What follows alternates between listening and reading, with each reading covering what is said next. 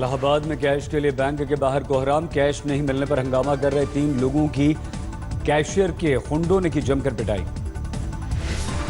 भरतपुर में बैंक में कैश नहीं मिलने पर लोगों का गुस्सा फूटा। बैंक के बाहर जमकर किया हंगामा। नोटबंदी से एक और शख्स की गई जान। उत्तर प्रदेश के लखीमपुर खीरी में 10 दिन से बैंक की लाइन में लग रहे 75 साल के बुजुर्ग की हुई मौत। कोयंबटूर में नोटबंदी से परेशान सुनार ने की आत्महत्या। घर वालों के अनुसार दुकान नहीं चलने से परेशान होकर आत्महत्या कर ली। नोटबंदी के 41 दिन बीत जाने के बाद भी कैश की कमी जारी। दिल्ली में बैंक्स के बाहर दिखी लंबी लंबी लाइनें।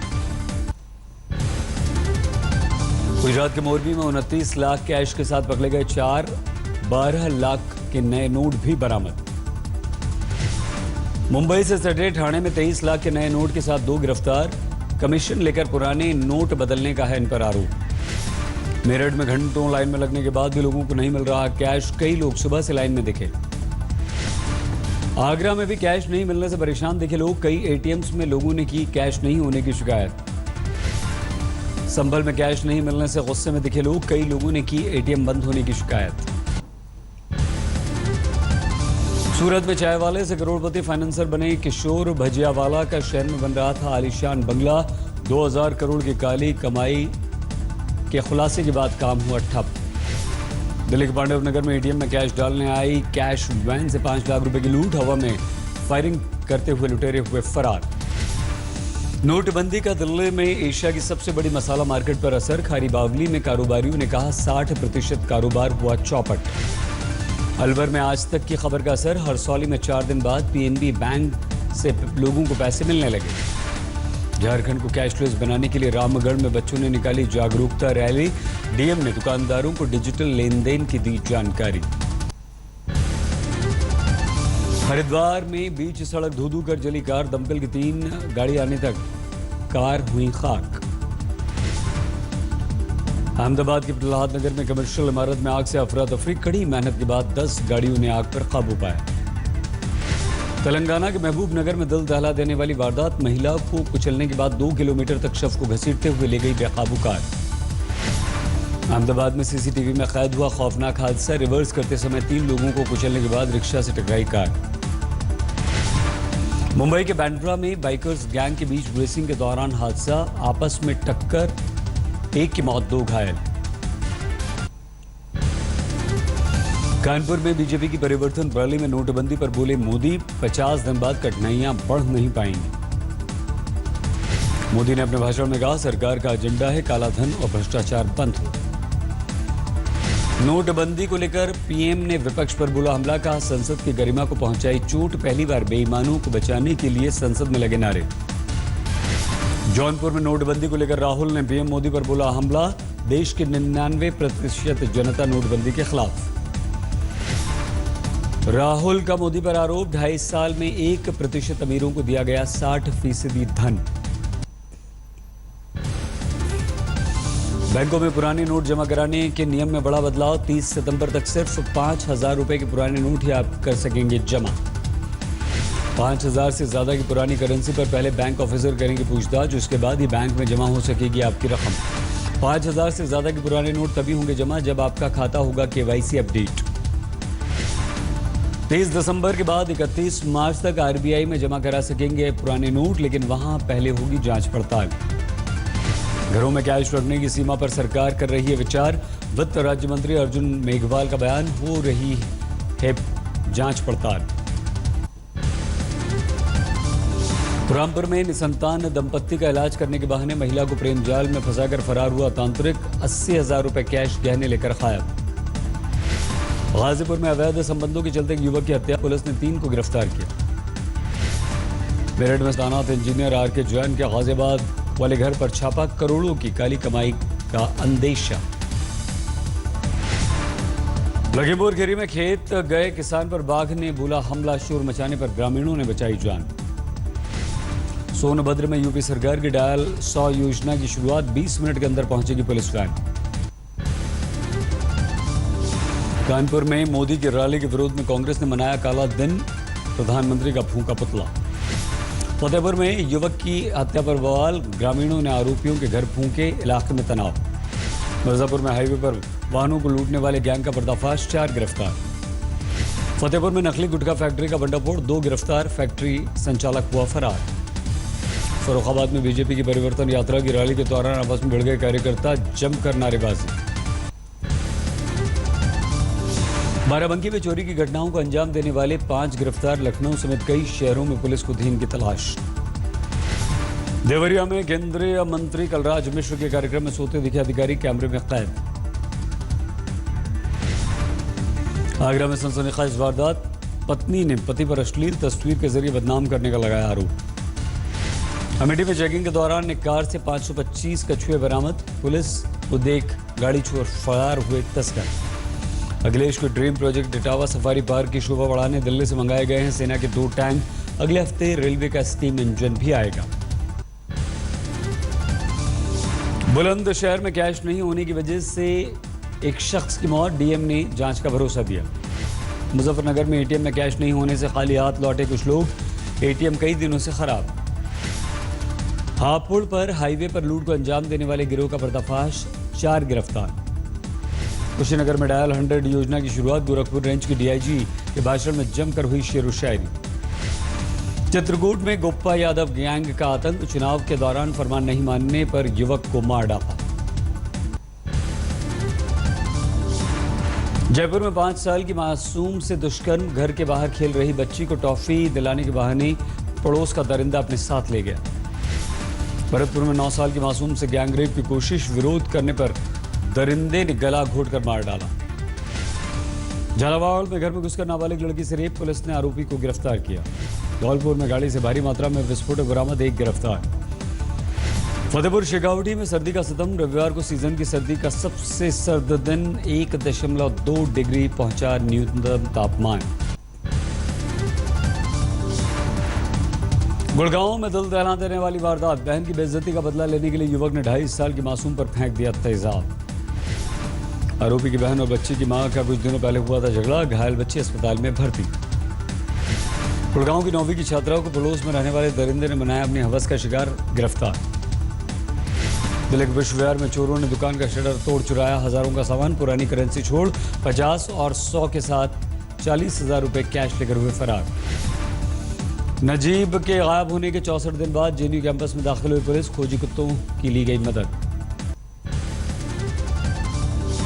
सचिन तेंदुलकर की तरह पीएम मोदी को भी मिला रंग बिरंगा फैन, अपने खर्च पर मोदी की हर रैली में पहुंचता है बिहार का रहने वाला संतोष। मध्य प्रदेश का खरगोन में वन विभाग की गिरफ्त में आया तेंदुआ, लोगों ने ली राहत की सांस।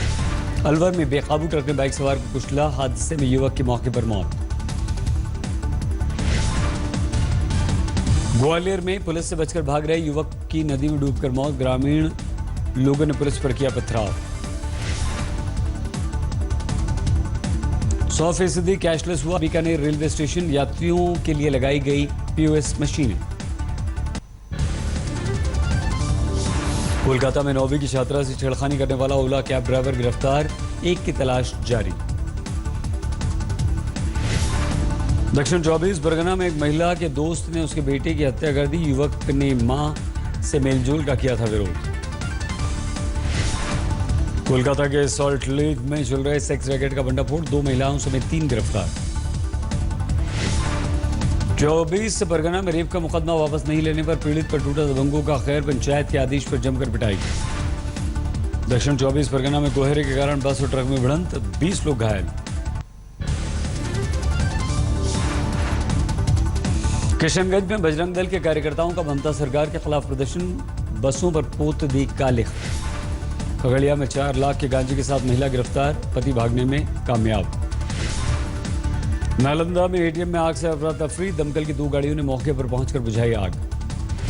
हरियाणा के जींद में आपसी रंजिश में दबंगों ने घर में घुसकर परिवार के लोगों पर फेंका तेजाब, 6 महिलाएं 3 बच्चे घायल। झारखंड के गिरिडीह में शादी का झांसा देकर नाबालिग से 4 साल तक यौन शोषण, पुलिस ने किया गिरफ्तार।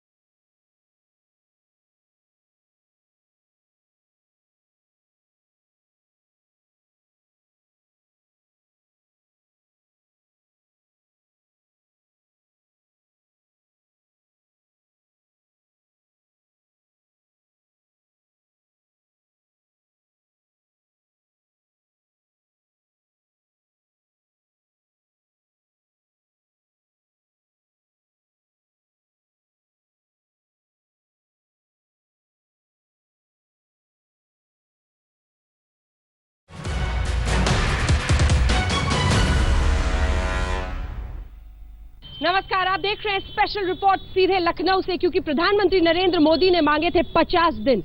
40 दिन बीत गए हैं और आखिरी के 10 दिनों में देश क्या सोच रहा है, हम पहुंच रहे हैं देश के कोने कोने में। आज बारी लखनऊ की है और इसीलिए हम दिखाएंगे वो हिस्सा है जहां लगभग 3 बैंक्स लाइन से एक साथ खड़े हैं, लेकिन एक ही बैंक है जिसका एटीएम और जहां से विड्रॉल कर पाना इस वक्त मुमकिन है, और उसी कतार के साथ हम खड़े हैं। इधर तीसरा बैंक भी है, लेकिन वहां पर भी एसबीआई में एटीएम में पैसे नहीं है। यहां पर लोग लाइन में खड़े हुए दिखाई दे रहे हैं। तो लखनऊ के लोगों से पूछते हैं, प्रधानमंत्री के नोटबंदी के फैसले को थम्स अप, अगर हैंड्स अप है तो आप लोग हाथ ऊपर कीजिए। आपको लगता है फैसला सही है? कितनों को लगता है फैसला सही है? जितनों को लगता है हाथ उठाइए, हाथ उठाइए जिनको लगता है फैसला सही है। आप लोगों को लगता है कि फैसला सही नहीं है? परेशान है, पैसा नहीं मिल रहा है तो फिर क्या है, और क्या, बहुत ज्यादा। आपको क्यों लगता है फैसला सही है? फैसला देश हित में है, इसलिए थोड़ा सही लग रहा है हम लोगों को। अब थोड़े दिन की प्रॉब्लम है, उसे हम उम्मीद करते हैं कि जल्दी ही ये सॉर्ट आउट हो जाएगा। लखनऊ की जनता इतनी ज्यादा त्रस्त है, आप लोग हाथ भी नहीं उठा रहे, ठीक से बात भी नहीं, पूरा देश आज आपको सुन रहा है। बताइए कि परेशानी कितनी है। आपको 2000 का नया नोट मिला है, आपको लगता है प्रधानमंत्री ने सही फैसला किया है? अच्छा किया, अच्छा किया।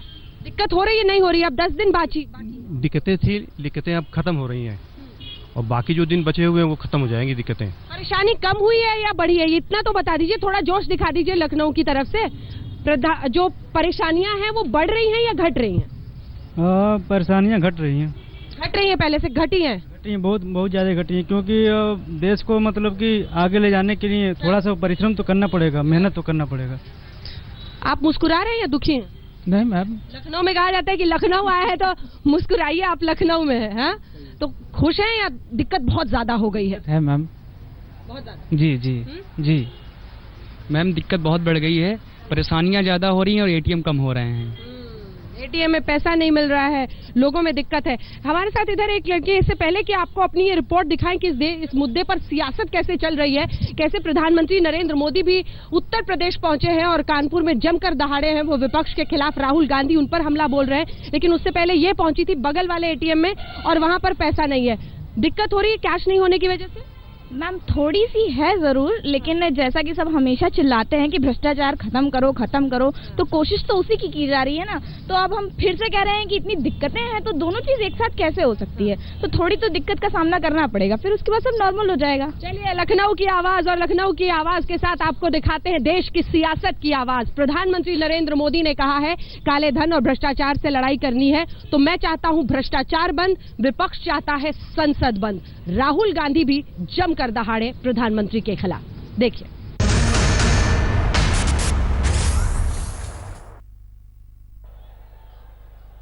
एक तरफ हम देश को भ्रष्टाचार से मुक्त कराने की लड़ाई लड़ रहे हैं, काले धन से देश को मुक्त कराने की लड़ाई लड़ रहे हैं।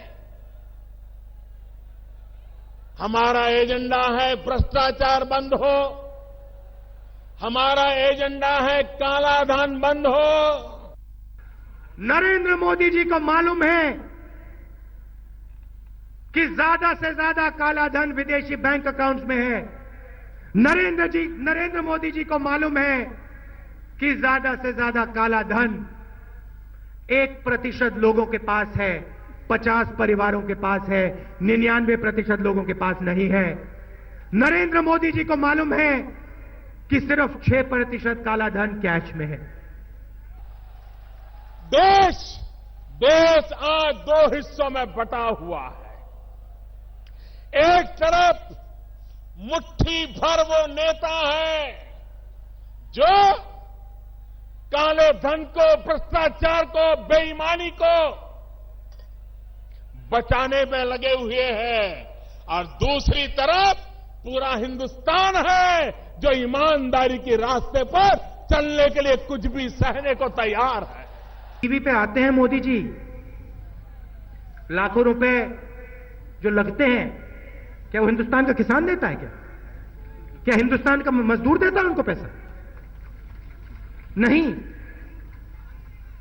वही 50 परिवार और वही 1% अमीर लोग उनको पैसा देते हैं मार्केटिंग का, टीवी पे आने का, बड़े बड़े पोस्टर का, इश्तिहारों का। तो उनसे तो पैसा नहीं ले सकते। तो एक नया आइडिया निकाला, एक नया इवेंट, सर्जिकल स्ट्राइक काले धन पे। चलो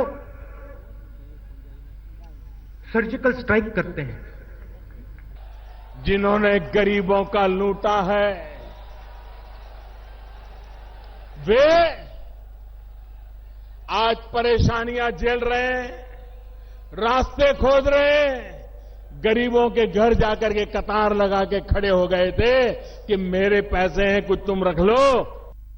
डिमोनेटाइजेशन के बाद 8 नवंबर के बाद, 8 नवंबर से पहले नहीं, 8 नवंबर के बाद नरेंद्र मोदी जी ने 1200 करोड़ रुपए की टॉफी विजय माल्या के मुंह में डाली है।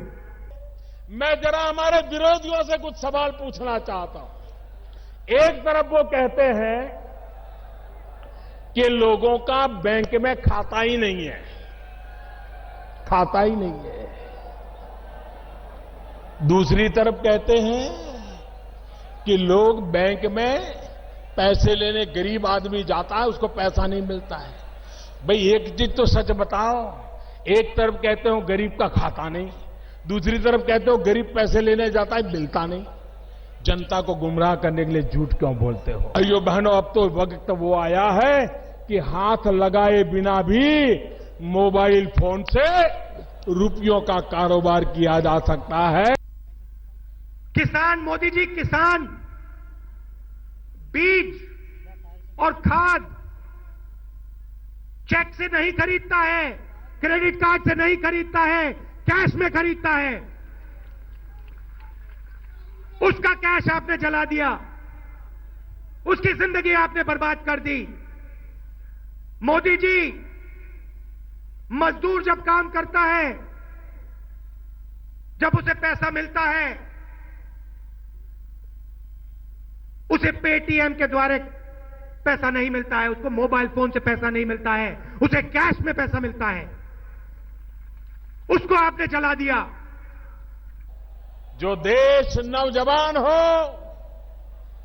जिस देश के पास ऊर्जावान युवा हो, वह देश दुनिया के सामने अपनी ताकत का परिचय करवा सकता है। रोजगार की बात आप करते थे।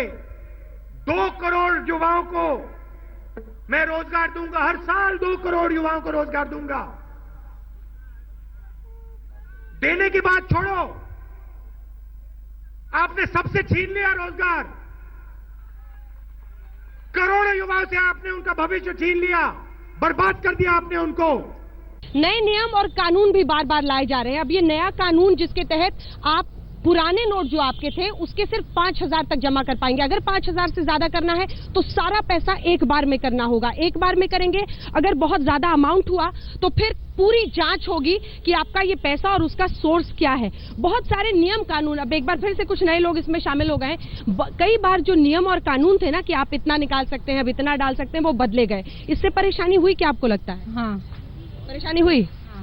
लेकिन आप युवा हैं, प्रधानमंत्री कह रहे हैं कि देश में युवाओं को साथ देना चाहिए सरकार के फैसले का। फैसला सही था या गलत था? आई थिंक फैसला सही था, इसीलिए तो हम लाइन में लगे उनका साथ दे रहे हैं। आप साथ दे रही हैं? आप मैम साथ दे भी रहे हैं, कभी कदार लगता है। हेलमेट उतारिए, तसल्ली से बात कीजिए। लखनऊ में आप हैं, हम सब लखनऊ में। बताइए कि इस फैसले के साथ है या परेशानी बहुत ज्यादा है और उसकी वजह से आपको लग रहा है कि फैसला गलत साबित? देखिए, जहाँ पे पेमेंट कार्ड से हुआ जा रहा है वहाँ लगता है फैसला सही है, लेकिन जहाँ पे कैश ज्यादा जरूरत पड़ जाती है, बैंकों में लाइन लगना पड़ता है, उसके बाद पता चलता है कैश खत्म हो गया, तब लगता है फैसला गलत है। आप लोग अब मोबाइल से पेमेंट कर पा रहे हैं? मैम कार्ड से हो पा रहा है, मोबाइल से बहुत कम, अभी मतलब इतना नहीं किया, लेकिन कार्ड से हो रहा है पेमेंट। लेकिन जहाँ पे कार्ड नहीं है वहाँ पे लगता है कि कैश बहुत जरूरी है, और कैश इतना दिया नहीं जा रहा। बोलते हैं 24,000 लिमिट है, 10,000 पकड़ा दिए, 6,000 पकड़ा दिए, क्या होता है? ये बहुत बड़ी परेशानी है कि 24,000 तक का वादा किया गया था। आप बताइए सर, दिक्कत हो रही है, परेशानी हो रही है? मोबाइल को बटुआ बना रहे हैं, सरकार ने कई बार कानून बदले, नियम बदले, ये करिए अब ये कर सकते हैं। दिक्कत हुई उससे, या तटस्थ हैं कि प्रधानमंत्री ने फैसला लिया है तो हम साथ देंगे? नहीं, प्रॉब्लम तो हो रही है मैम। काम तो नरेंद्र मोदी जी का अच्छा था, बट तैयारी उनकी आई थिंक पूरी तरह अच्छी तरह से नहीं उन्होंने की अपनी। इस पर प्रॉब्लम से सबको उभरने के लिए उनको तैयारी कुछ और भी अच्छी करनी चाहिए थी, जो उन्होंने अच्छा नहीं की। आपको क्या हम पैसा निकालने में दिक्कत तो हो ही रही है, हम लोग को दिक्कत होती है, ज्यादा दिक्कत हो रही है। बिल्कुल दिक्कत। कब कितनी बार, पिछली बार कब निकाले थे? कई एटीएम से आए हैं भाग के, तब आज इस एटीएम में देखें लाइन लगी है। अच्छा, लाइन देख के समझ में आया कि इस एटीएम में पैसा मिल रहा है, कई जगह से खाली हाथ जाना पड़ता है। और क्या, हम लोग इतना परेशान हो गए। करते क्या हो? नौकरी करते हैं। नौकरी से छुट्टी लेके आना पड़ता है और नौकरी के बाद? नौकरी से छुट्टी लेके आना पड़ता है पैसा निकालने। चलिए ठीक है, इसी बीच कानून और नियम भी कई बार बदले जा रहे हैं। अब ये नया नियम क्या है, समझ लीजिए।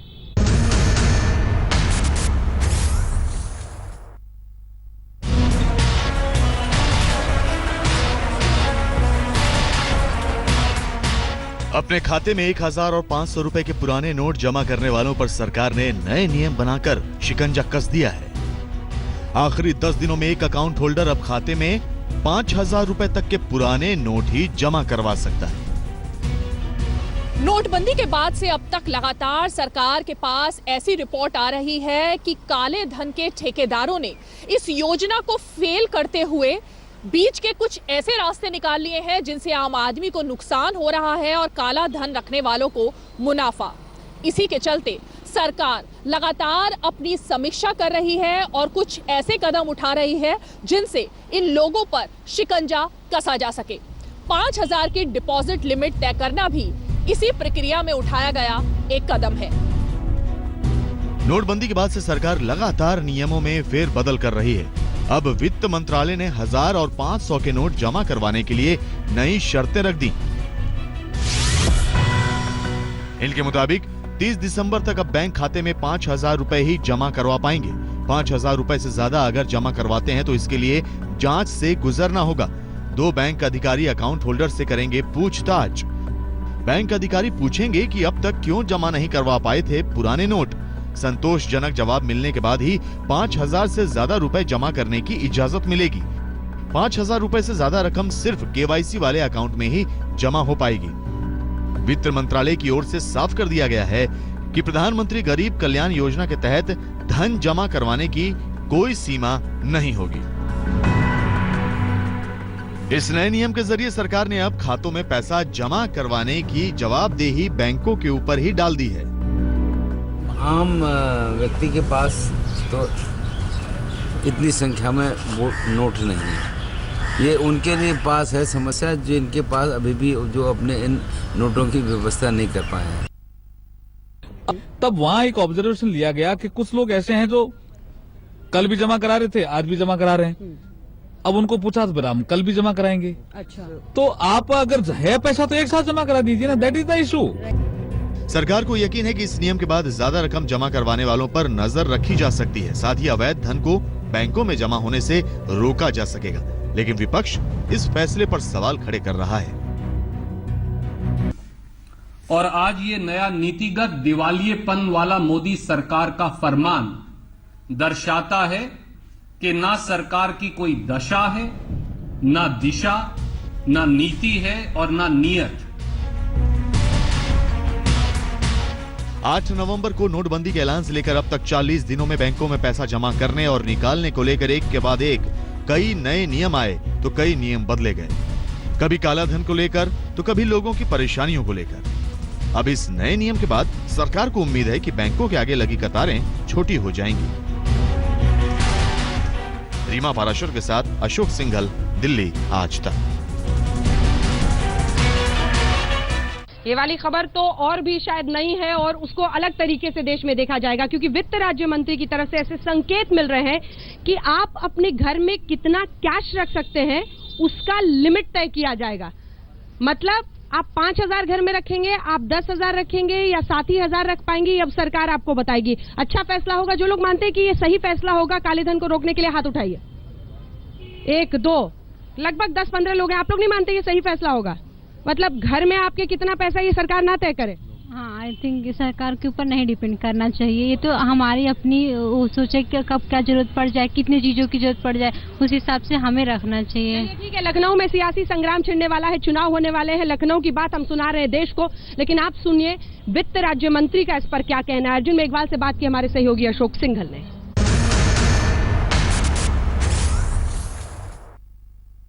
मेघवाल साहब, एक प्रपोजल वित्त मंत्रालय के पास ऐसी खबर आ रही है कि घर में एक सीमा के तहत ही रखा जाएगा, एक सीमा तय की जा रही है कि कितनी नकदी रखी जाए। देखिए, अभी जो ये डीमोनेटाइजेशन के बाद जो एक समस्या आ रही है, उसमें जो 100 रुपए के नोट जो कम प्रचलन में आ रहे हैं वो लोगों के घरों में ज्यादा जमा हो गए, और 2000 के जो नोट से वो जब लेके बाजार में आ रहे हैं तो उसके लिए छूटा नहीं मिल रहा है। 500 का अब एटीएम में भी आ रहा है और बैंकों में भी जा रहा है। धीरे धीरे भी वो परिस्थितियां ठीक हो जाएगी। 500 जैसे जैसे जैसे सिस्टम में पंप ज्यादा होगा तो 2000 का चलन में आ जाएगा। प्रस्ताव ये है कि घरों में पैसा रखने की जरूरत नहीं है। डिजिटल ट्रांजैक्शन की ओर देश बढ़ चुका है। आपके पास जो भी नगद है, पहले दिमाग में था कि नगद होगा तो ही काम होगा, नहीं तो नहीं होगा। वो एक इंडिया जो है अभी एक ट्रांसफॉर्मेशन की स्टेज पे पहुंच गया है। अगर किसी के पास नगद घर में नहीं भी होगा तो भी काम होगा। मतलब एक लिमिट भी तय की जा रही है क्या उसकी? ऐसा कुछ नहीं है, तो सोशल मीडिया में भी चल रहा है। ऐसा कोई लिमिट कौन तय कर सकता है जी किसके पास कितना पैसा रखना है? लिमिट का विषय नहीं है। लिमिट हम सरकारी संस्थान में, पब्लिक इंटरप्राइजेज में कितना निकालोगे ये तो हो सकता है, लेकिन घर में कौन कितना रखेगा ये उसका प्रॉपर्टी का राइट भी है, उसका निजता का अधिकार भी है। नहीं मेघवाल जी, ये हो रहा है ना कि लोगों के घर बहुत पैसा मिल रहा है, काफी सारा नगद मनी मिल रहा है, उसको देखते हुए क्या वित्त मंत्रालय ऐसे प्रस्ताव पर विचार कर रहा है कि एक लिमिट तय की जाए कि घर में इतना ही कैश हो, इससे ज्यादा नहीं रख सकते? कंसल्टेशन होना अलग विषय है, लेकिन कोई ये इसे मूलभूत अधिकार है भाई, किसी के पास संपत्ति कितनी रखनी है, क्या रखनी है। नहीं, नकदी की बात। नकदी भी संपत्ति का ही मामला है। घर में कौन कितनी रखेगा, इट इज ए राइट, लेकिन घर में रखी हुई है वो चलन में लाए। हम ये कह रहे हैं अब जैसे बोरों में बंद करेगा तो वो ब्लैक मनी में कन्वर्ट हो जाएगी। तो ब्लैक मनी पे तो अभी चोट डीमोनेटाइजेशन के बाद हुई है ना। हम चाह रहे हैं घरों में जिसके पास भी नकदी है वो चलन में लाएं, वो घरों में नहीं रखें। ये विश्वास, ये एक कंसल्टेशन का पार्ट है। नोटबंदी पर स्पेशल रिपोर्ट में लखनऊ से हमारी इस विशेष पेशकश में एक बार फिर से आपका स्वागत है। अब अजब गजब सच भी आ रहे हैं। सूरत के भजिया वाले के पास 2000 करोड़ की संपत्ति है। 25 करोड़ का घर वो बना रहा था सूरत में, और अपने बाल कटवाने सूरत से मुंबई पहुंचता था। लेकिन देखिए इनका पैसा निकल गया है। 2000 रुपए में इनको क्या खुशी है वो बताइए। ये 2000 का नोट इसको भजाने में दिक्कत तो नहीं होती मार्केट? बहुत मैम, बहुत दिक्कत हो रही है। अब जान लीजिए अगर जो आप 100-200 का कहीं भी कोई सामान लेंगे तो इसे भजाने में बहुत दिक्कत। कहते हैं कम से कम 1500-1600 का आप सामान लीजिए, उसके बाद तब ये भजेगा। आपका भी पैसा, एक और शख्स है जिनका पैसा निकल गया, लेकिन लेके अब यहाँ रुकना कोई नहीं चाहता है क्योंकि पैसे की कमी। अब आपको दिखाते हैं ये रिपोर्ट, बड़ा दिलचस्प है। सूरत के इस भजिया वाले की संपत्ति देखिए, काले धन का अकूत माल 2000 करोड़। बाल कटवाने मुंबई जाता था।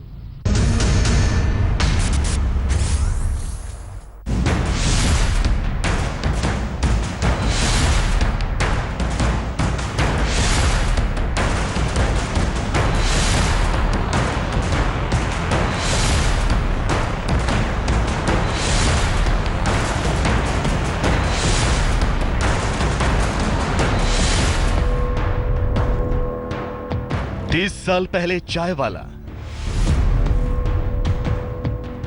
आज 2000 करोड़ का मालिक। 30 साल पहले सूरत के उधना इलाके में चाय भजिया का ठेला लगाने वाला किशोर अब 2000 करोड़ का मालिक बन चुका है। 25 पैसे की चाय पिलाने वाला किशोर अपनी शान में 4 चांद लगाने के लिए करीब 800 करोड़ की ये कोठी खड़ी कर रहा था। चाय भजिया वाले की शान और शौकत का ताजा तरीन नमूना है ये महल नुमा कोठी, जिसका काम अभी जारी है। कहते हैं कि पैसे के गुरूर में डूबा किशोर भजिया वाला उर्फ केके खुद की हैसियत किसी बड़े उद्योगपति से कम नहीं समझता था। इसीलिए वो किसी बिजनेस टाइकून की तर्ज पर अपने लिए एक शानदार कोठी बनवा रहा था। चाय वाले की इस कोठी के बारे में आगे जानने से पहले एक नजर डाल लीजिए कि अब तक इसके पास कितनी संपत्ति का पता लग चुका है। करीब 1.5 करोड़ की करेंसी, 15 किलो सोने के बिस्किट और ज्वेलरी, 305 किलो चांदी के बर्तन और जेवर, सूरत में निर्माणाधीन कोठी, कई बिल्डिंग, फ्लैट और प्लॉट के कागजात। सूरत के वेसू इलाके में बन रही किशोर भजिया वाले की ये कोठी 5 मंजिला है। जिस जमीन पर यह कोठी बन रही है अकेले उसकी कीमत ही 25 करोड़ है। कोठी के हर फ्लोर पर 4 बड़े बेडरूम हैं और हर तरफ ही लग्जरी से लैस भव्य बाथरूम बनाए जा रहे हैं। साथ ही इसमें स्विमिंग पूल भी बनाया जा रहा है। हमारे पीछे आप देख सकते हैं ये वही किशोर भजियावाला का आलीशान बंगला है जो करीबन 2000 वार के अंदर बनाया जा रहा है। 5 मंजिला इस बंगले के अंदर करीबन 20 कमरे बनाए गए हैं। पूरे बंगले को साउंड प्रूफ सिस्टम लगाया गया है, स्विमिंग पूल बनाया गया है, करीबन कई दर्जनों तक गाड़ियों की पार्किंग की व्यवस्था की गई है। इसके अंदर आप इस बंगले की भव्यता को देखकर अंदाजा लगा सकते हैं कि एक भजिया बेचने वाला शख्स किस तरह से काली कमाई के जरिए करोड़पति बना होगा। लेकिन आयकर विभाग की छापों के बाद कोठी के निर्माण का काम रुका हुआ है। सूत्रों के मुताबिक भजियावाले की सारी संपत्ति का पता लगाने में आयकर विभाग के भी पसीने छूट रहे हैं, क्योंकि उसकी संपत्ति सूरत के अलावा नवसारी, वलसाड, डांग, सापुतारा, मुंबई, पुणे और ठाणे तक फैली हुई है। किशोर भजियावाले और उसके परिवार के अय्याशी का आलम यह था कि उसके दोनों बेटे सिर्फ बाल कटवाने के लिए मुंबई जाते थे। एक कार्यक्रम के दौरान भजियावाले के एक बेटे की नोट लुटाने की तस्वीरें दुनिया पहले ही देख चुकी है। जैसे जैसे चाय वाले की काली कमाई उजागर हो रही है, उसके तौर तरीके और शिकार भी सामने आ रहे हैं। ऐसे ही एक शख्स हैं नरेंद्र वानखेड़े। वानखेड़े पेशे से बिल्डर हैं। 1999 में वानखेड़े को धंधे में पैसों की जरूरत पड़ी तो उन्होंने किशोर भजियावाला से 5 लाख रुपए उधार लिए थे। महीने दर महीने ब्याज भरने के बावजूद वो भजियावाले के चक्कर में ऐसे फंसे कि 5 लाख का 20 लाख चुकाना पड़ गया।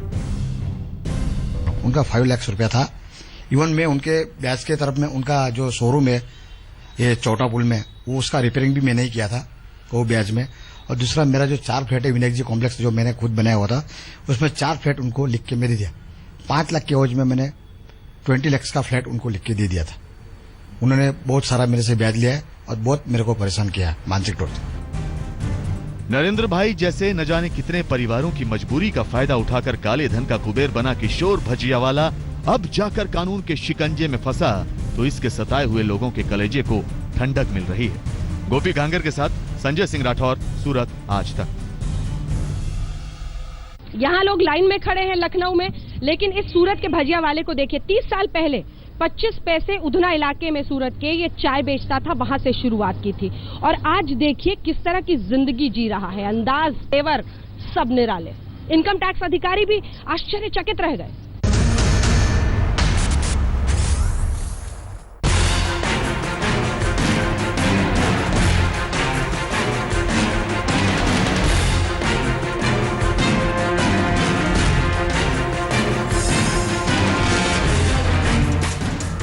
चवन्नी की चाय बेचते बेचते जब कोई 2000 करोड़ का आसामी बन जाए तो ठसक और रुआब कुछ ऐसा ही दिखता है। चंद रोज पहले मीडिया की सुर्खियों में आए किशोर भजियावाले के तेवर देखिए।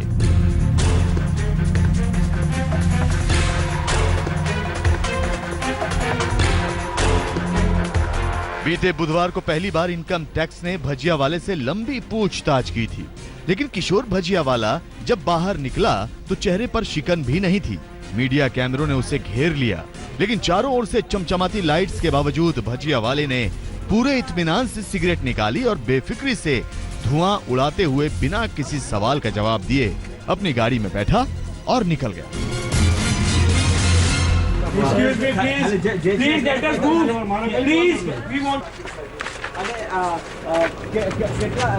₹2500 કરોડ જે આંકડો આવી રહ્યો છે એ સાચો છે?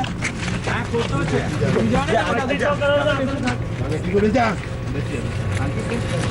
અત્યારે જે આંકડો આવી રહ્યો છે સાચો નવી કરન્સી 90 લાખ રૂપિયાની કેવી રીતે તમારી પાસે આવ્યા છે કિશોરભાઈ?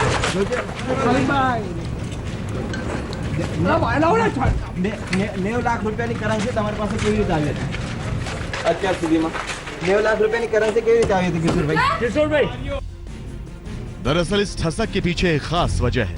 अरबों की काली कमाई जुटाने के साथ ही भजियावाले ने सियासी रसूखदारों से नजदीकियां भी बना ली।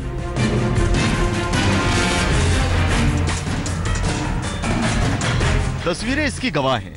इस तस्वीर में तो भजियावाला बीजेपी नेता और केंद्रीय मंत्री पुरुषोत्तम रूपाला के साथ खड़ा है।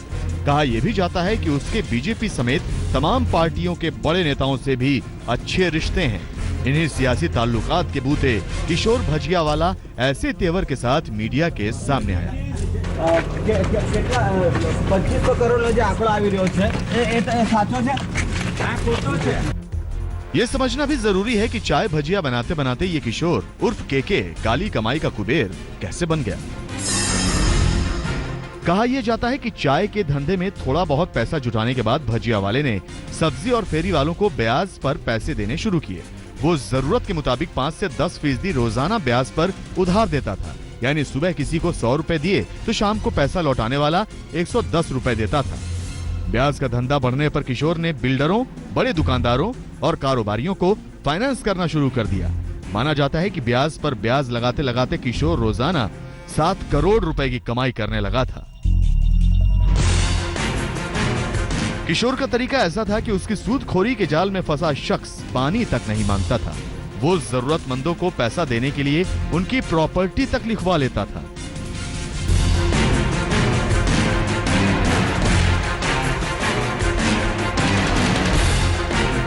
किशोर भजियावाला की चाय वाले से अरबपति बनने की कहानी बॉलीवुड फिल्म की स्क्रिप्ट की तरह है। 250 करोड़ से शुरू हुई काली कमाई की कहानी 400 करोड़ और अब 2000 करोड़ तक आ पहुंची है। आगे आगे देखिए ये चाय वाला क्या क्या गुल खिलाता है। गोपी घांगर के साथ संजय सिंह राठौर, सूरत, आज तक। देश कतार में खड़ा है। सरकार कह रही है हम उत्तर प्रदेश में 5000 करोड़ रुपए भिजवा रहे हैं, लेकिन इन सब के बीच जमीनी हकीकत यूपी के बैंकों में सरकार ये दावा कर रही है कि हमने 5000 करोड़ रुपए भेजे हैं। लेकिन क्या उत्तर प्रदेश में लोगों को पैसा बैंकों से मिल पा रहा है? क्या एटीएम में कैश पहुंच रहा है? इसी इलाके में आपने देखा 3 बैंक हैं, 3 एटीएम हैं, लेकिन 2 एटीएम काम नहीं कर रहे हैं, सिर्फ एक एटीएम काम कर रहा है। शहर में लोग घूम घूम कर खोजते हैं, कहां पर लाइन दिखती है एटीएम से वहीं जाकर खड़े हो जाते हैं। क्या है यूपी की जमीनी हकीकत, देखिए।